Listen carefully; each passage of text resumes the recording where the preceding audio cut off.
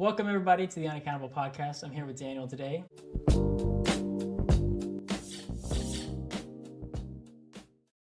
Yeah, hi. Yeah, thanks for having me. Yeah, I'm happy to be here to talk about this because, like so many people, I've really struggled with money all my life because, we're not really taught how to do anything with it. And we're just kind of thrust into borrowing because we have no ability to earn income in the beginning. I mean, if you're lucky enough that your parents have enough assets to provide for you, that's great. But even that, the data shows that people struggle because they're not being taught the skills on how to earn and struggle and figure it out. So, like everyone, I was struggling. I had lots of debt, school debt, credit card debt, had multiple mortgages. We almost lost our home.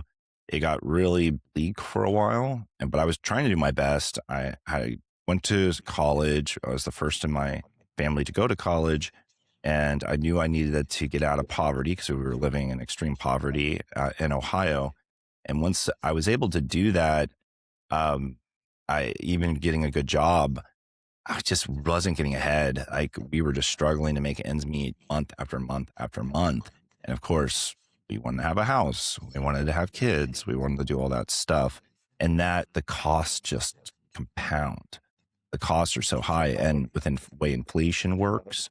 And I can talk about this. I now teach financial literacy. This is what I do now because I spent so much of my time educating myself that when I ended up retiring early, a lot of people wanted help. And that's why I do this. But anyways, the long story short version is I was able to use data to see how difficult it is in the current system to get ahead, but that there are actual strategies that work. And when you start to use those strategies, you have to give it time. Time is the real magic. It might be 1 year for you. It might be 5 years for you. It might be 20 years for you. It just depends on your risk tolerance and your age and your capital and all that stuff. But with the right strategies and time, really can get ahead. And when you start to get ahead, there is this exponential effect that happens where your money is producing so much money on your behalf, you don't even need to work anymore. And that's what happened to me. And I did decide to stop working because it was becoming a health issue for me. And we can get into all of that stuff, but I'm just happy to talk about this because I know so many people are struggling with it. So, as you mentioned, there's a few examples of strategies, and quite frankly, I agree. A lot of people struggle. That's why I started this, and that's why I'm hoping people have something to take away from it at the very least. But as you mentioned, you have a few strategies that you've used. Can you share a few with the audience that you found to be successful and ones you found to be just outright ridiculous? Because I know that there's a lot on YouTube that they'll like you do this, take out all this money, you'll get a great return, and then really your margin's like 1%. And some people don't even get that. And so it actually ends up being a bigger pile of debt in the beginning. So if you have any strategies, I would love to hear them, be honest with you. Yeah, let's start with level setting. How do we even know something is successful or not? Let's start with that. Because a lot of people, what they think success is I made money. But how much money did that cost you? What is the return greater than inflation? So that's where I want to start with, because there's this thing called CPI. It's data that comes out every year, which talks about, basically it's just the inflation numbers. And that's a percentage. And so if it's like 3%, then your money is becoming less powerful than it had been. It's lost 3% of its purchasing power. This is why savings is so ineffective for so many people. A mistake I was making is I was slaving away and putting my money into a savings account. I was getting pennies per month. It was literally doing nothing. And I did that for years like an idiot, putting this money in the savings account. And yet on my credit card, I had something, I think it was like 19% interest rate, APR. I'm getting charged 19% on the money there, plus the interest there. That compounds against you. Yeah, and the savings compounds for you, but it's so small, it doesn't do anything. So if you're not getting a return that's higher than inflation, you're actually losing money. That's how you know you're successful. So like you mentioned 1% or something. If anyone and only gives you a 1% return, that is not worth your time. It's definitely not worth any money to put into it. I mean, you can do better with a crappy savings account. So I didn't understand there's different types of savings accounts Mhm. at all. I didn't know, oh, wow, there's different, like I could be putting money into a certificate of deposit. I could be putting money into a money market account. I could be putting money into what we call a traditional savings account or a high yield savings account. So these are all different. They have different liquidity to them, meaning like how easy is it to get the money back out? Like, how does the interest apply to it? There's a bunch of stuff like that. And that's why I wrote a book about all this stuff because I realized it's really complicated. And so I wanted to make an easy guide for people. They were asking me that when I retired. But that's the question I would say, like, you should ask yourself, what is the expected return? And is it greater than inflation and greater than what I'm putting into it? And that's called an ROI, a return on investment. If your ROI is high enough, then you know you have a success metric that works. And this is why data is so important to me, because if we can measure these things, what we're doing is we're going, okay, let's lean into the things that are actually working and let's avoid the things that don't work. The good news is you don't have to make that mistake yourself because other people have made that mistake. So we can just learn from each other and avoid the most painful type and most stressful things in the world, which is losing money. No one wants to do it. So I actually agree, and a lot of that. I do have a question though. So you Mhm. said in the beginning you didn't know which savings account was better. Of the options you've chosen, which ones do you agree that would be better now? So, like So you I, said, you have I, money I, market and high yield. Which one would you prefer? yeah, I mean, I've used them all, and I still use actually a combination of them now. And it just depends on how much money you're starting with and what your goals are. So for most people, I recommend starting with a high yield savings account. Now, a lot of people go, "Oh, I'd love to, but I don't have the minimum balance I would need for that." Well, I see promotions all the time that will either waive that minimum balance or it will be a smaller minimum balance than you might think. And so you have to shop around a little bit. The thing though is, does will probably require you to switch who you bank with, very likely. And for some reason, people have a barrier with wanting to do that. Uh, Look, if you're working with Bank of America, I'll just pick on them, and you're getting a crap interest rate back, where's your loyalty? What are they really doing for you? They're actually stealing money from you, is what's happening. Why do you have a loyalty there? Like, move to the one that'll give you the best rate. Now, let's talk about what those other ones are, though, because they might make sense for somebody, especially someone that's built more savings. Now, the high yield savings account is always good. It's almost never bad. And here's the reason why.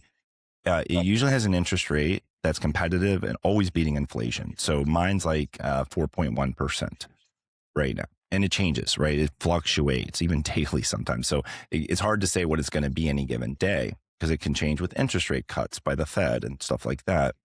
Well, the thing is, it's compounding. And so the interest creates interest. And that becomes very, very powerful and sufficient even. So let's say you are putting $500 a month into one of these accounts. And you're starting at, let's say, the age of 25. You're 25 years old, $500 a month. You're going to yield $1.5 million in that account through compound interest in 35 years. Now, if you waited later, even 10 years later, that is going to end up being around $970,000 instead of 1.5. Still significant, but you Uh, lost $500,000 of compound interest because you Out of waited. curiosity with that though, so like, Yeah. I'm assuming if you refer to a Roth IRA where the maximum's like 580, 530 because it's only 7 grand a month, or not 7 grand a month, 7 grand a year as You're to talking about the contribution limit. yeah, the Yeah. contribution, yeah. Which it But depends on if you're married and things like that. right, Yes, there's generally a contribution limit for what you can put in a Roth because it's the right. best account outside of an It really HSA. is, no kidding Yeah. there. I Yeah. mean, I set up mine a while back, but Yeah. the large part with it is, it's better. It's better than most of them, like a 401k where I think you still have to take taxes out towards the end. But If it's a one pre-tax, thing, yes. yeah, I think one thing though with it is like for instance, like does it account for inflation better than like a TRS account does? Because I think some of the TRS retirement accounts for teachers, I don't think they I think they can exclude it. Like you still have the same Yeah. amount you're having. It's like a fixed amount, which at least you know you're getting a fixed rate. But for the Yeah. most part, it doesn't. I mean, in 10 years, what's $500,000 if it's not there? I mean, it's not But worth the if money it you're a was worth. teacher, you should be taking advantage of every benefit you can get as a teacher. You're getting paid crap. You got to take advantage of this stuff. If you don't, you're going to struggle. I promise you. That's the other thing, Um, though, is there's nothing saying you can't do both a Roth IRA and a no, no, TRS. you should. Yeah. There's a sequence of contributions you're going to have to do. We were just talking about savings accounts, but look, a Right. Yeah. Roth I is know. not a savings account. A Roth Right. is a retirement account. You can't touch Mhm. that money until you're 59 and a half. Now, Yeah. there are some strategies you can touch it earlier, but I'm talking about qualified distributions. I'm talking about a Roth rollover where you take out the basis. These are advanced strategies. I'm talking about a normal savings account. Mhm. 37% of Americans can't even cover a $400 emergency expense today. $400. That's pretty bad. Savings is the number one issue that people have. Now, I'm talking about liquidity. Liquidity is access. Uh-huh. Can I just get the money when I need it? If you find you have to go to your Roth account to take money out because of a medical thing, you are screwing yourself. No, the Not penalties on only, that, I mean, it takes out like 60%. I mean, you basically put in more than you get out is what it feels like towards the end of it. yeah, they say you get hit on multiple angles when you do that. You're not only paying an early withdrawal penalty for taking it out, but you're losing the potential of the growth Uh-huh. that it has. And that is significant. So Roths are amazing. And so when we talk about the order of contribution of where, because look, this is all about cash flow. Uh-huh. Like you're going to have so much money. And it's a numbers game. You got so much money. You got to decide where do I put this money? And you almost always want to kind of follow a general sequence. First, you should be maxing out a 401k or a 403b if you have access to that, up to the match. Because that's, they call that quote unquote free money. They're putting in money because you're putting in money.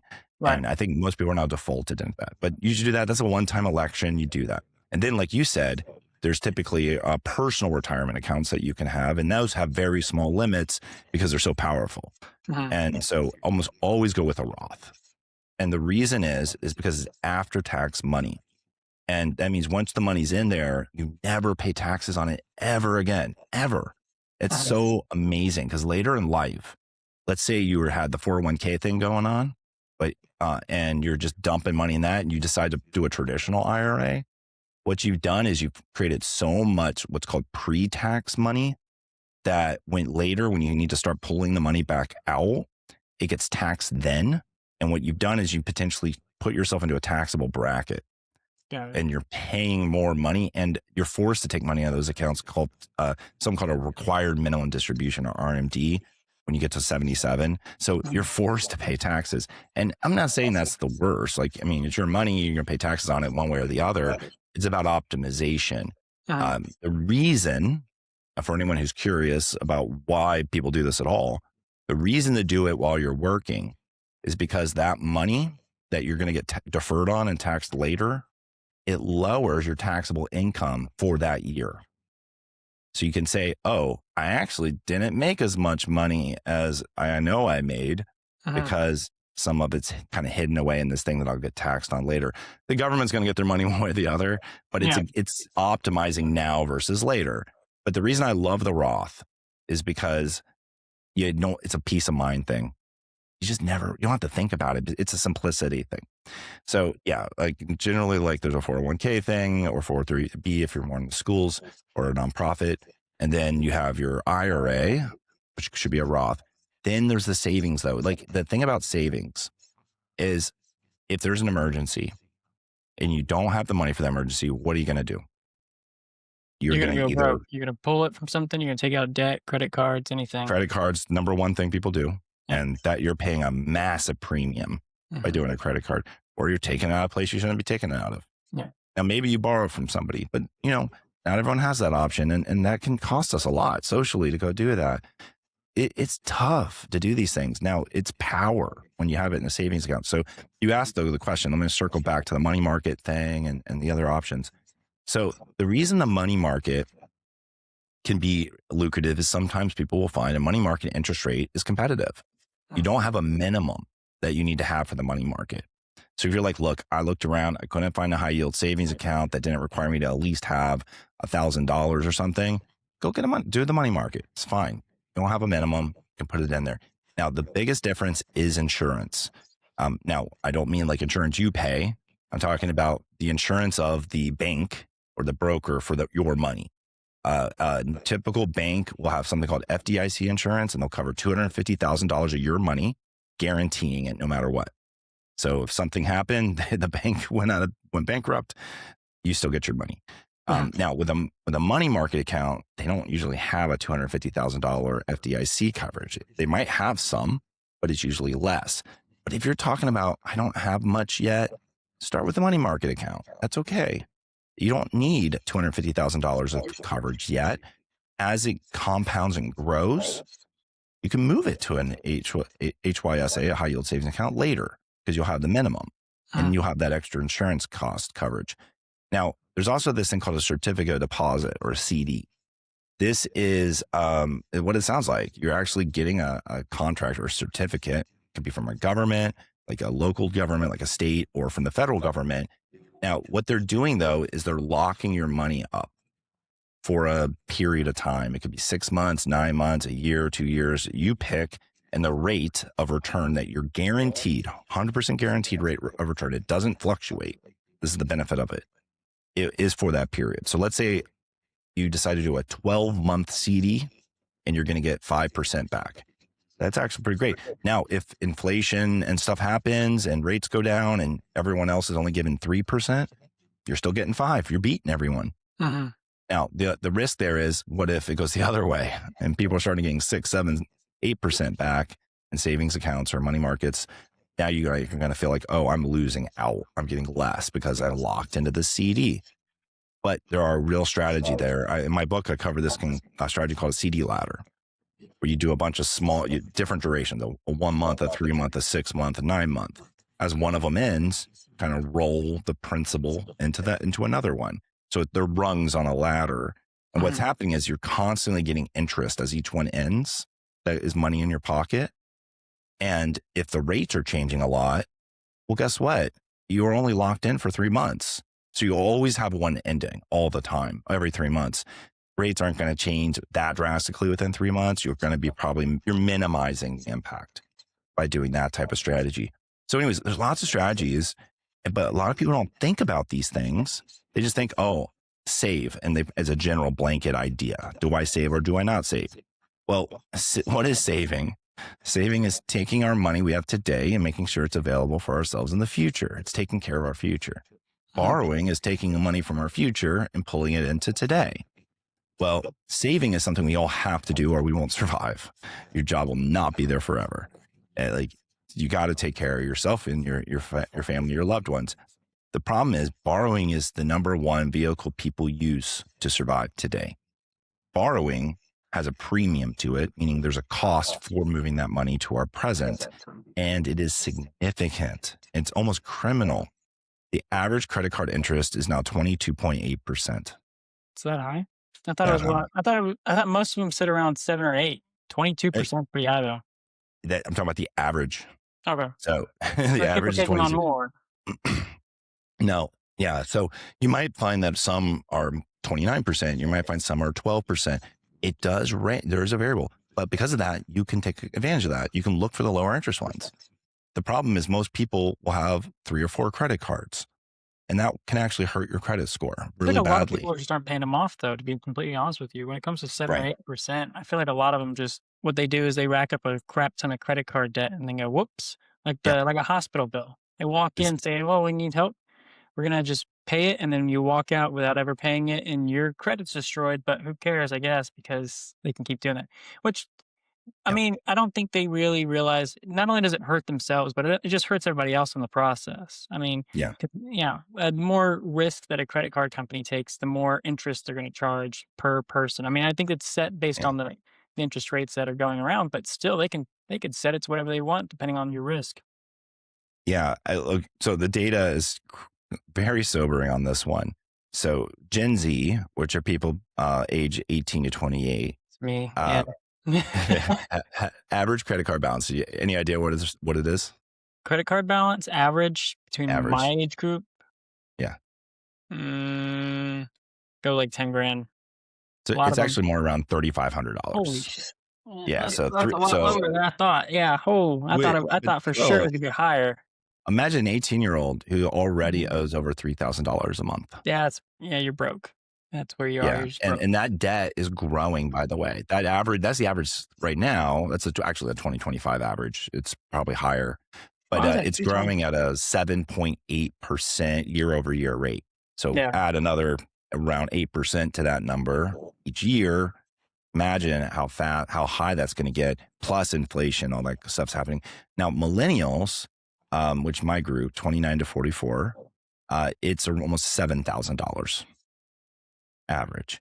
That's Gen pretty high. X, which are 45-year-olds to 60, have almost $9,600. This is their average credit card spending This is like how much their bill says it's due in a month. in a month. Yeah. Yeah. I was thinking, well, for part of it, I was thinking, well, it makes more sense that it would go higher per age group depending Yeah. on job you Costs are have. higher. So, I mean, once you get Yeah. to baby boomers, I'm sure that crap skyrockets because It's actually lower. It's actually really, well, ain't that $6,700. something? Well, Most of baby them are probably boomer, retired by now. they're the only group that has had a debt decline.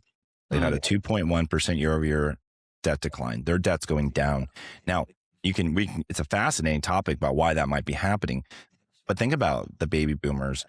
What is one major financial portfolio difference between someone in their 60s versus everyone else?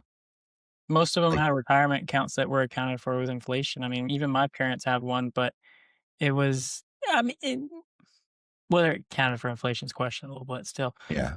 I Um, think you're close though. I mean, there was it was the era of pensions. A mhm, lot of people have pensions. They're collecting Social Security, but mostly it's housing. Now, that group really benefited from cheap housing, affordable housing, and those houses have quadrupled in value yeah. and have become investment vehicles. Housing was never intended to be an investment vehicle. That was actually a change that was made after the dot-com bust. So this has been a crazy experiment that's gone out of control. Mhm, And the baby boomers have really benefited from it massively. But Gen X and millennials a little bit, mostly Gen X. Gen Z screwed, absolutely got screwed by this. Housing is completely unaffordable. You can't get into it. And it's arbitrary inflation and value. Yeah, your house increases in value for normal things, like maybe you did a house improvement, mhm, or there's a competitiveness, like the other home not like yours sold well, and people really like the school or whatever. Sure, there's some of that, but mostly it's just interest rates and money printing kind of stuff. So the economy has really created a generational divide when it comes to wealth disparity. when I went to college my first year, 300 bucks. Yeah, 305 actually, but still 300 bucks was my rent for a 4-bedroom apartment that yeah, shared a bathroom. That wasn't actually that bad compared to back then, and then now they stripped the entire thing out and made it condos, and they all go for $1,200. yeah. I 1,200 I bucks mean, a month. I think it's shocking. they're trying to get creative to make it more affordable, right? Yeah, And he went up but to like, 4 what bedrooms from incentive? Like, 55. so I own my home fully at this Mhm, point, but let's imagine I had a mortgage. I'd probably be sitting around 3% on my mortgage. What incentive do I have to sell my home, even for all those gains, knowing that whatever new home I might go into, I'm going to have to have a higher interest rate? Like, it just locks people in, and it creates barriers. Now, I know people are trying to fix this in like little ways. And like, to your point, you can find things, like, it's possible, but it takes a lot of work. Got to know what you're looking for. You have to know how to negotiate. Plus those real estate agents, they're making a lot of money off of you. I'll be honest, a lot of them don't provide much value. You can do a lot. You're forced to use them, honestly, selling or buying now. They make a exorbitant amount of money off mhm, that transaction. They're benefiting so much from the inflation of home prices. yeah, And so they have all the incentive in the world to keep the system the way it is. And look, I'm not saying all real estate agents are bad. No, they're working in the system they're in, but it definitely is not working for the average person. And I mean, like, look, if we take a look at the whole financial snapshot, borrowing is extremely expensive. tuition and school costs are all-time highs, keep going up, and the likelihood of getting a return on degree is just been going down and down and Oh, that's down. without a doubt. Yeah, degrees Yeah, are not valued. They haven't been valued the same in at least 5 years, in my opinion. I mean, there's right. some people I know that graduated and they got jobs instantaneously.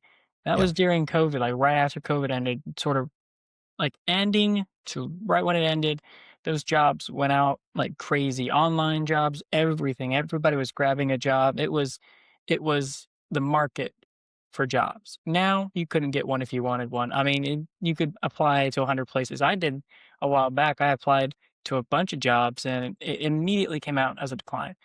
And I've yeah. I've restructured the way I do it, did different resumes, did everything. What it is it's just a tough market. I mean, you're competing with some people that are coming from anywhere and everywhere, and then even then you're competing with other people that have better credentials or better, you know, history or I mean experience. And it's just tough. I'm not putting that on anybody either, or saying that it's somebody's fault for not getting a job. I'm just saying it's a tough market.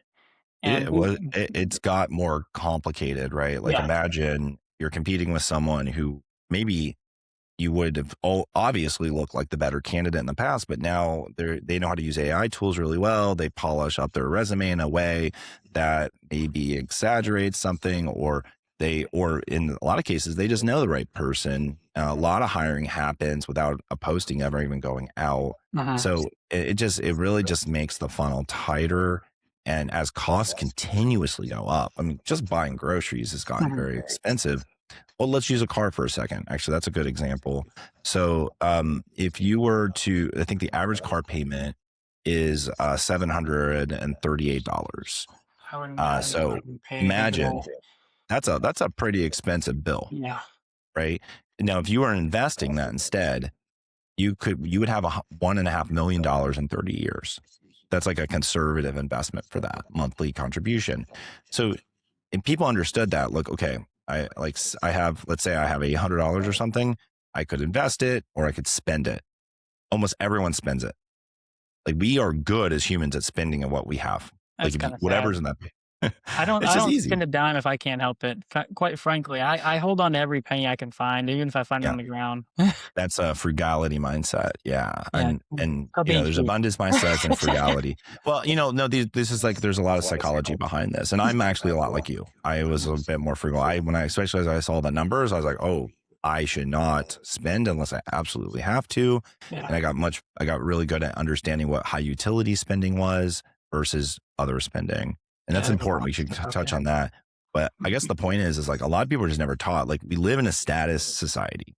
So having a car at all matters to people. The types of clothing they wear matters. The size of your house, the location of your house matters. And because of that, the price it's priced in, and it's easy to think, oh, I need to buy this, I need to have this, I need to do that. But if you can, I guess, separate yourself from those pressures, understand where those pressures are coming from. There's this thing called a status quo bias. Is like, I think the baseline of what it means to be a successful person is this. It comes from your childhood. It comes from what you see in media, all kinds of stuff.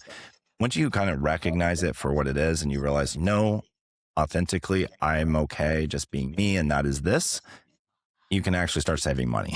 Yeah. It's the truth. But it's not easy to do because a lot of times we have to go on a journey to realize how much of this is like us being, having impressions from our external environment versus internal intrinsic motivations that we want for our life. Well, But anyways, we went like down a rat hole on costs. I yeah. guess the point is, like, there's lots of things when it comes to money, Yeah. but we have to, the three main vehicles that I learned about was spending, saving, and investing.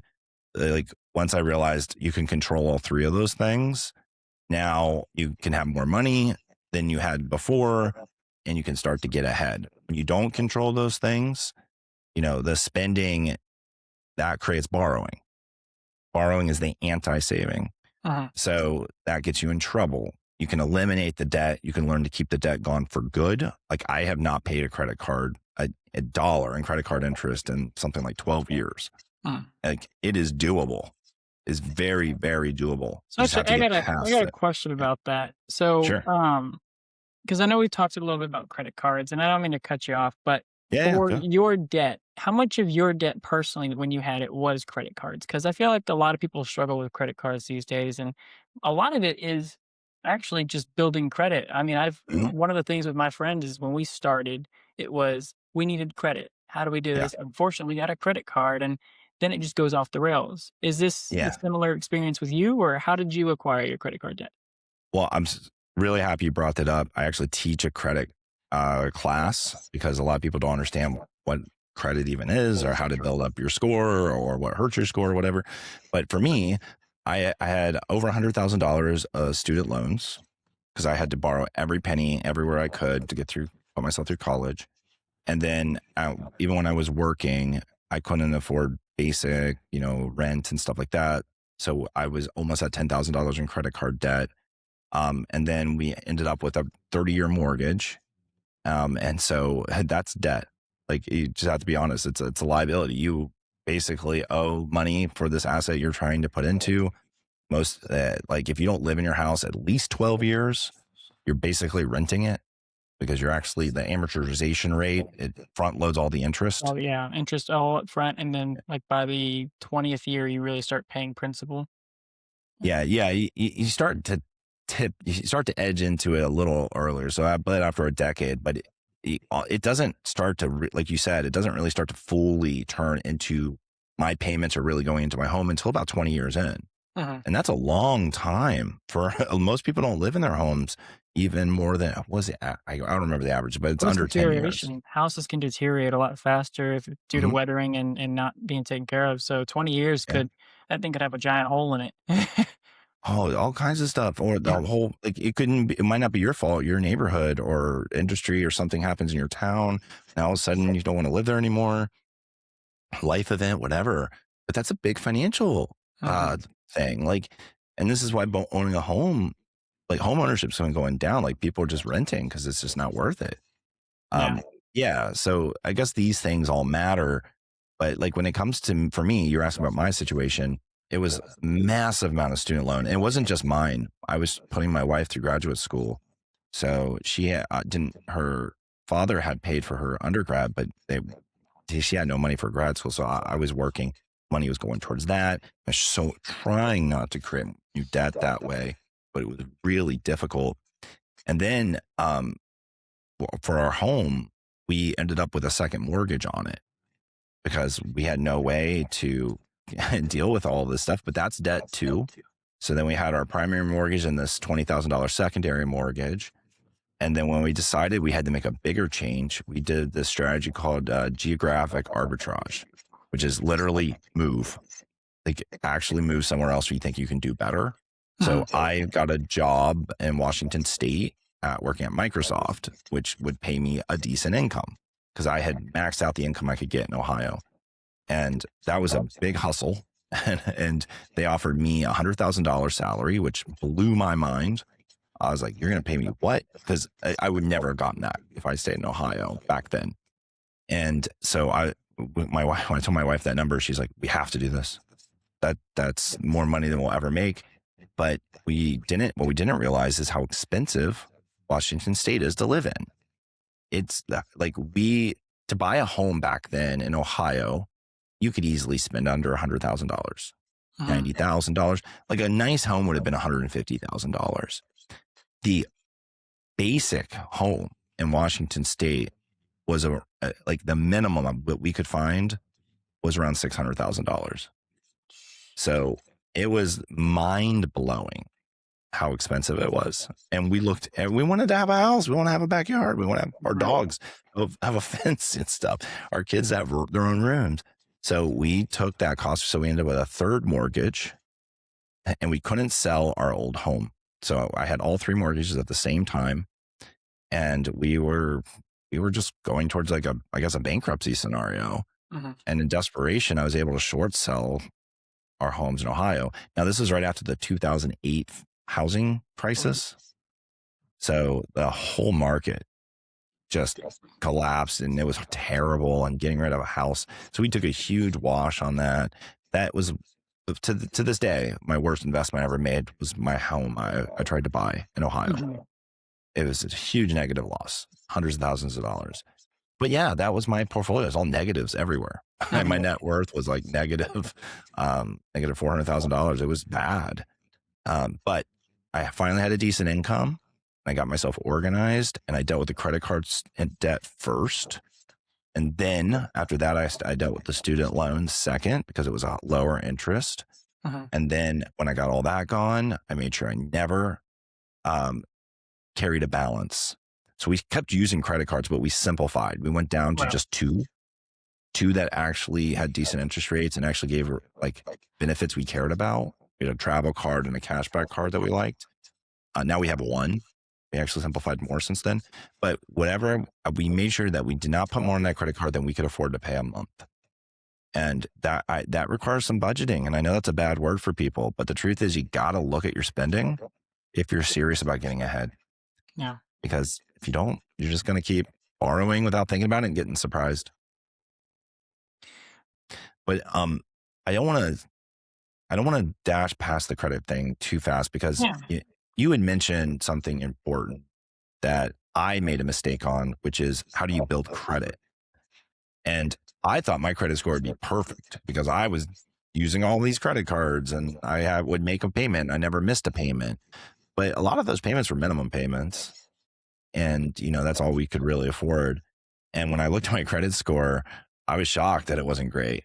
I was like, well, I thought this would be perfect. I'm not doing anything wrong, am I? But the truth is, the way that credit scores work, there's an algorithm. It's like basically they're measuring certain things, but they're not telling a lot of people what those measurements are. For instance, what they're doing is they're trying to say, how credit worthy are you? And by the way, that's people are going to start to see how unfair this can be. The people who need the help the most are the ones that will be punished most by this. And the people that don't really need this will benefit the most and be able to get the better interest rates. Because when you want to go to get an interest rate on a mortgage, they're going to pull your credit score. They do it every single time.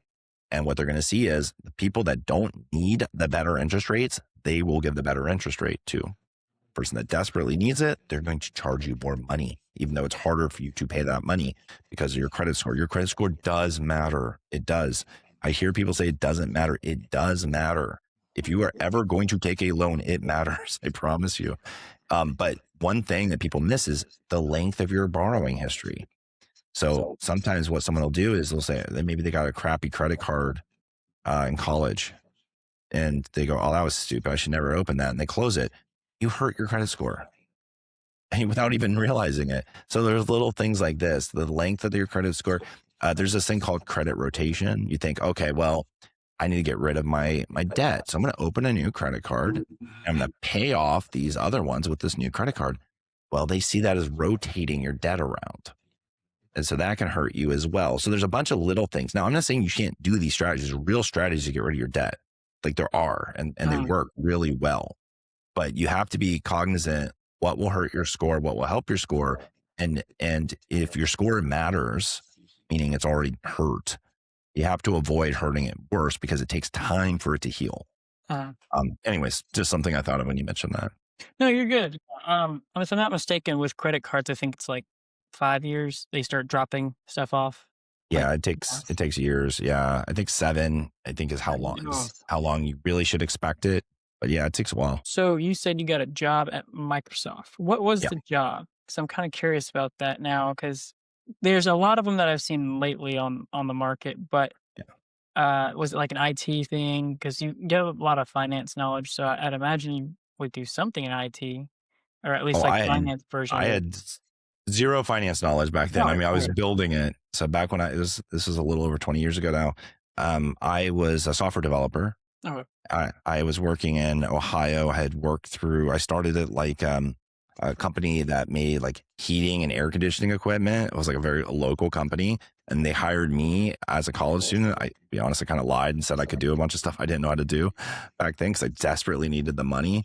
But they liked that my dad worked at BF Goodrich, which is an aeronautical company, and did database programming. So they figured I could just get help from him, and they were kind of maybe indirectly hiring him. Huh. But the truth is, you can almost figure anything out. So even back then, before all the great tools that we have today, I was still able to go figure out, and I did it all. I was building heating and air conditioning sizing apps in C++, websites, and something called ASP. Doing using this thing called Dreamweaver to make graphics. I was driving to Best Buy to pick up, hubs and Ethernet equipment to go help install stuff on site. Picking up the phone and supporting things. I was doing it all. It was an amazing job because I was learning so much. Then I worked at a company that did flight information display systems, like the ones you see at the airport, the Mm. arrival and departure screens. They do most of those. I was writing software and paging, like the audio paging, like don't leave your bags. I was building that kind of stuff. And then I got a better job in Ohio where I was working for a company that did content manual systems. It literally, how do you build the instruction manual that comes with something? That is called something called a CMS. It has this sophisticated way of putting the content together and then localizing it in whatever That's cool. languages they have to do it. So I was building that stuff. So I was hustling and I was working hard and lots of hours trying my best. And I learned not to stay at a job too long. Like you'd hit this wall. Like eventually you work hard, maybe get a promotion or a bonus or something. Well, then I realized, whoa, it's taking longer to get the next one.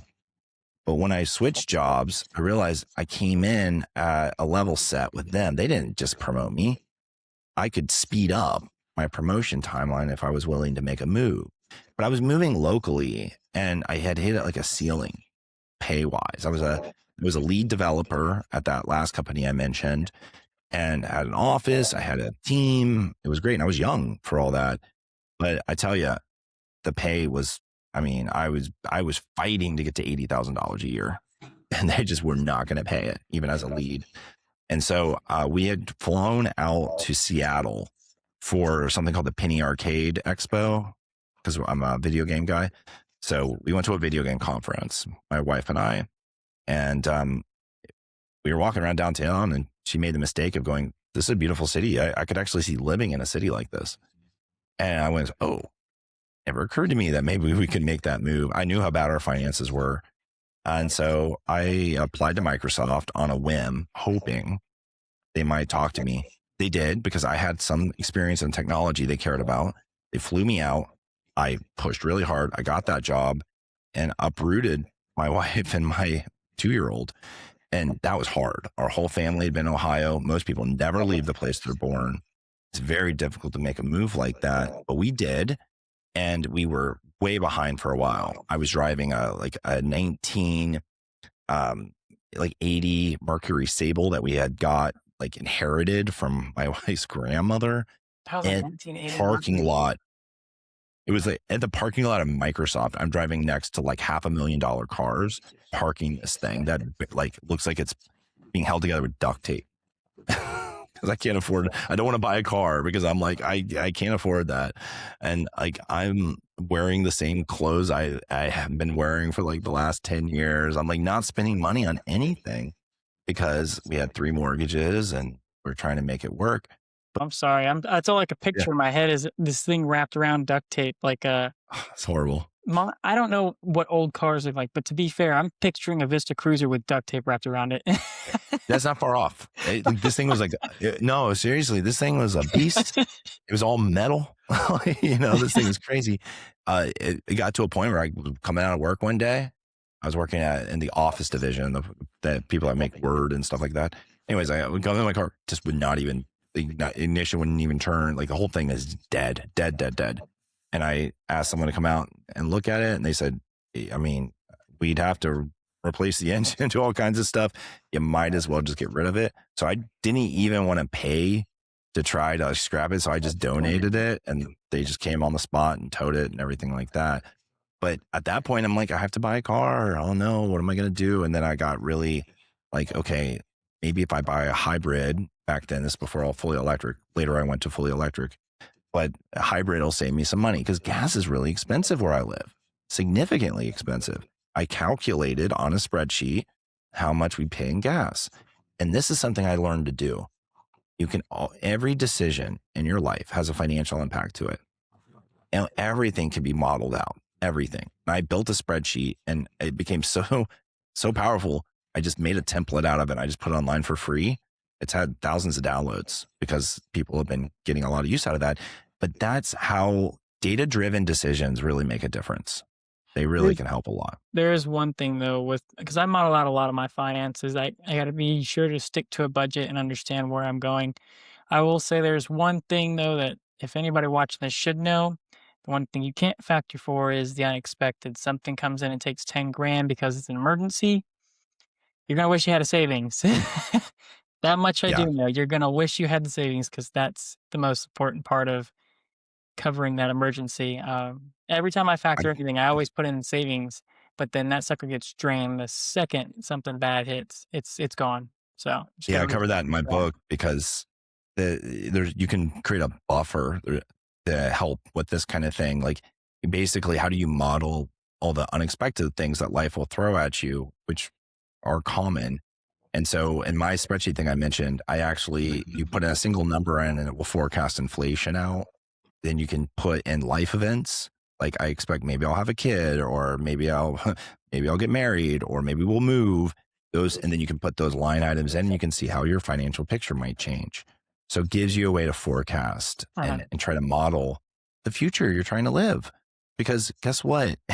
You're gonna get that target, you're gonna focus it in the longer you go. It's when you're young, it's this hazy, it's very faded, like target. Like you can barely tell. You have general ideas, but as you go on, you're going to get better and better and better, and the numbers are going to get more and more accurate to the Uh-huh. point where your actual number, the number you need to have in the right accounts, will be you'll be certain what it is.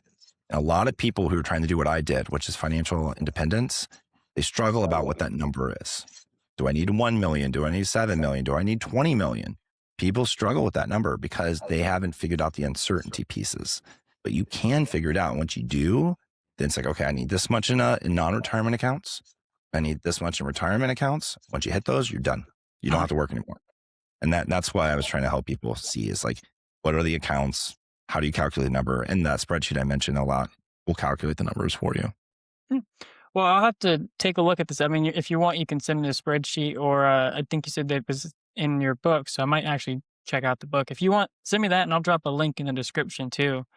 But Yeah, other than or that, I put a website up to make it easy for people. It's at okay, escapetheclock.com. That's the name of the book is Escape the Clock. okay, So yeah, you can go to Escape the Clock and you can find the book, that planner I mentioned. I also do like a free weekly newsletter. I even do free one-on-one consultations. So anyone can schedule time with me. I'll never charge you, I swear. And we can meet. I'll help you get your stuff going. thank you for coming on, and I really appreciate you coming on. I feel like there's a lot to be learned from your story and the topics you've talked about today, and I hope anybody in the audience can take something away from this. Yeah, happy to. Thanks for doing this. And if anyone's interested in any of what I talked about, Escape the Clock, there's a podcast as well. So you can come and listen to me rattle on about these topics more if you like that. I'll leave the links in the description for anybody willing to check it out. So Sweet. awesome. Hey guys, I hope you enjoyed today's episode of Unaccountable. If you like the content and you want to see more, be sure to hit the like button on the video and subscribe to the channel. See y'all around.